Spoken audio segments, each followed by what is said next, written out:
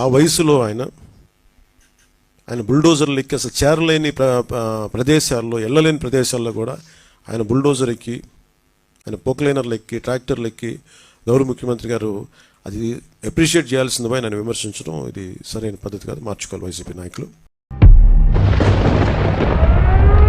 Breaking news. భారీ వర్షాలతో విజయవాడ అతలాకుతలమవుతోంది. 2 రోజుల నుంచి కురుస్తున్న ఎడతెరిపి లేని వానలతో పలు కాలనీలు జల దిగ్బంధంలో చిక్కుకున్నాయి.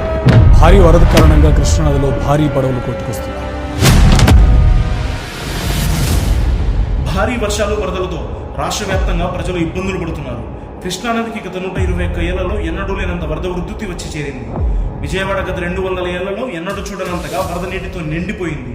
ప్రజలందరూ విద్యుత్ సరఫరా లేక, ఆహారం లేక, తాగడానికి నీళ్లు లేక తీవ్ర ఇబ్బందులు పడుతున్నారు. ఇన్ని కష్టాలు చుట్టుముట్టిన ముంపు ప్రాంతాల ప్రజలు మాత్రం మనోధైర్యాన్ని కోల్పోలేదు. కారణం, ఒక శక్తి తమకు అండగా ఉందని, ఆ శక్తే తమను కాపాడుతుందని గట్టిగా నమ్మి నిలబడ్డారు. ఆ శక్తి పేరే ముఖ్యమంత్రి నారా చంద్రబాబు నాయుడు గారు.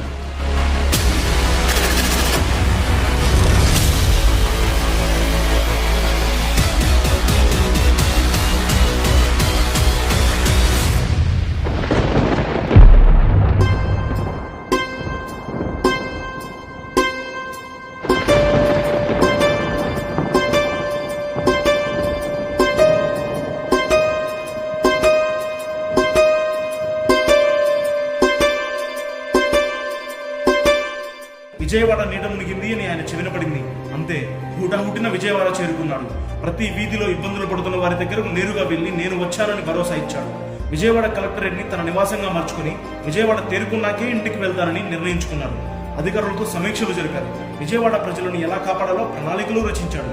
కేంద్ర హోంమంత్రితో, ప్రధానమంత్రితో మాట్లాడారు. అవసరమైన బలగాలను, బోట్లను రప్పించారు.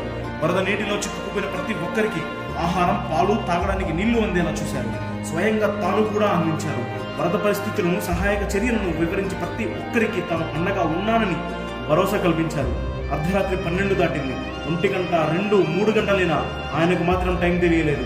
తెల్లవారు 5 గంటల వరకు ప్రతి ఒక్క విషయాన్ని దగ్గరుండి పర్యవేక్షిస్తూ పదండి ప్రజల్ని కాపాడుదాం, కష్టకాలంలో వారికి అండగా నిలుద్దామంటూ అధికారులను ఉత్తేజపరుస్తూ వారితో కలిసి నిరంతరంగా పనిచేస్తూనే ఉన్నాడు నారా చంద్రబాబు నాయుడు.